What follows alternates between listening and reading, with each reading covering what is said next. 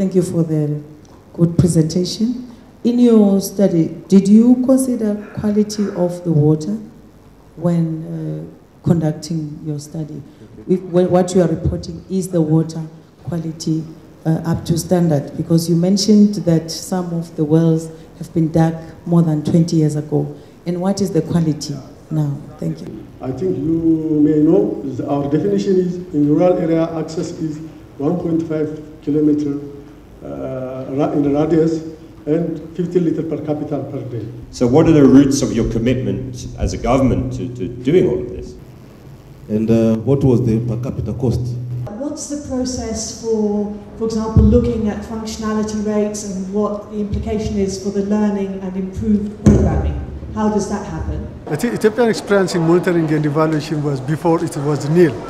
But now we have a baseline data to do this monitoring. One issue is that data is only as reliable as the person who collects the data. So it's really important that you don't only look at the targets and the indicators and try and redefine them, but you also look at the process of monitoring itself.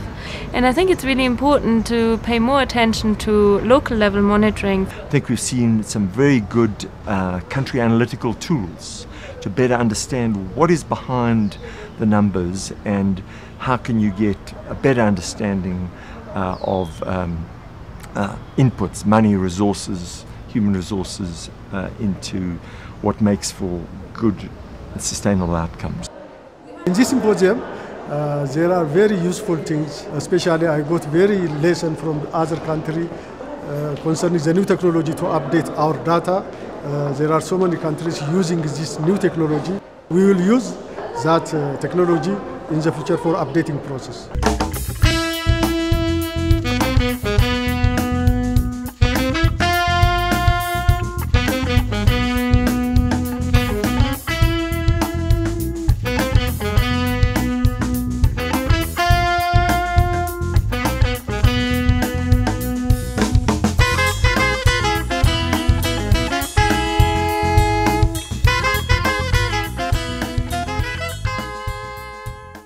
Interesting, but which is very interesting and good presentation, so thanks for that.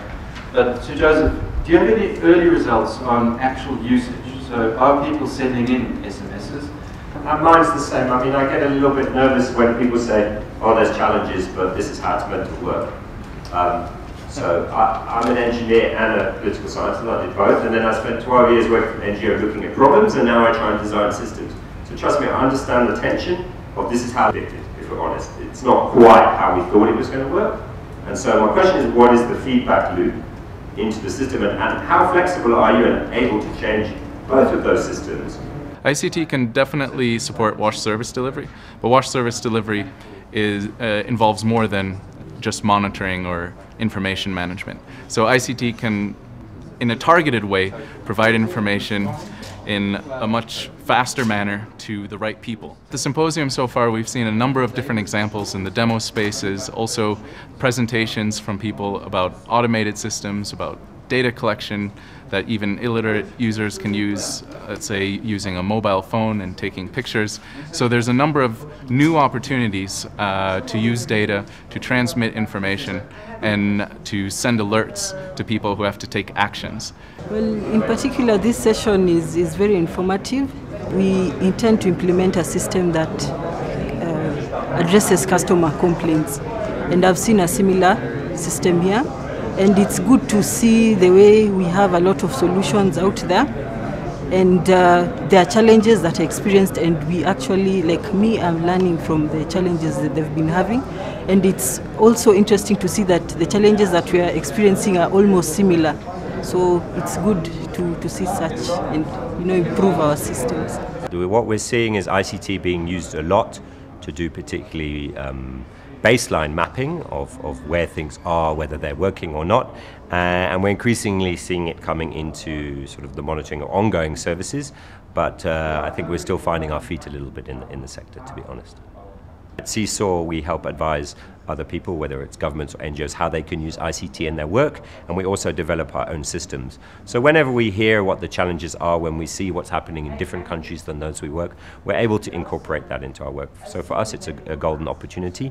And there's still a lot of hype and excitement about ICT, but we're seeing where it's actually starting to prove its worth, and that's always helpful for an organization like ourselves. Okay, the most interesting thing we get from here is we know who are the acting groups working on the WASH sector, and this will help us to avoid the redundancies of workers and overlaps of workers. It helps us to know the mobile technologies and the other ICT technologies which are deployed for the WASH sector, and it helps us to apply which one is better for our workers, and it will help us also to avoid the lessons which they seem are as backdrops, and we can take the best experiences and apply the best technologies for our workers.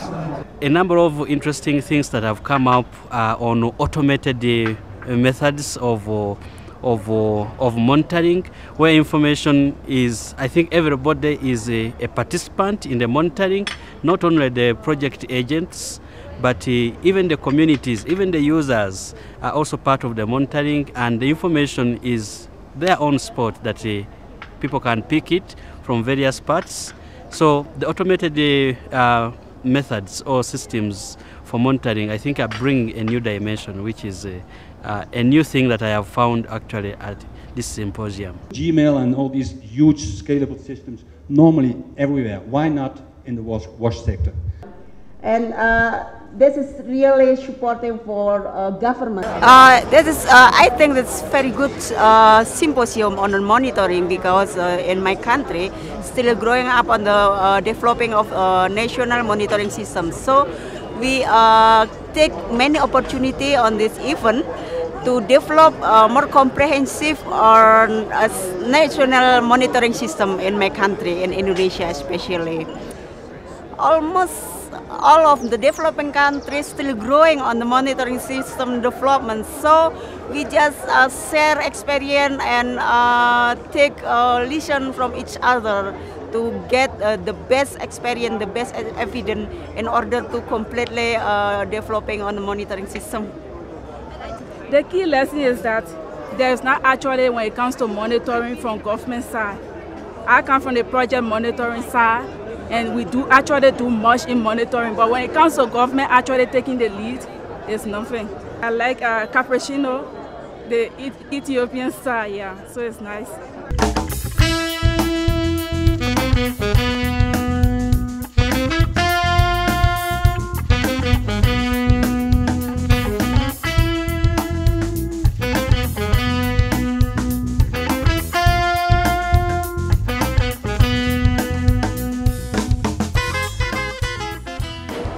What's been interesting with the symposium is that monitoring is still fairly new in the sector. We've changed a lot of our approaches, and monitoring is just catching up with that, and so we still have a lot to learn from each other. And so one of the takeaways is that there's a lot of progress in the sector on monitoring behavior change in particular, but that we still stand a lot to gain by hearing about what other partners are doing and what seems to be working in the sector.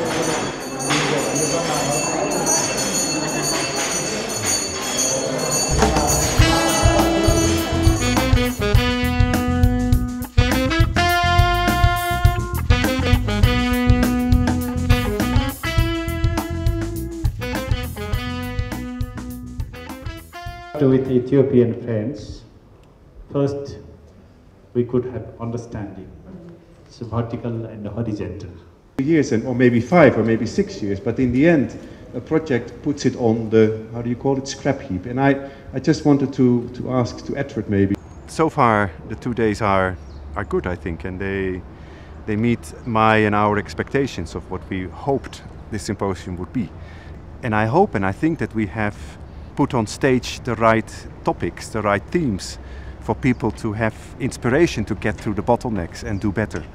And I think, but you have to ask the participants. No, it's been great. It's run really smoothly. The food is great. The sessions have been great. No, I think they did a great job.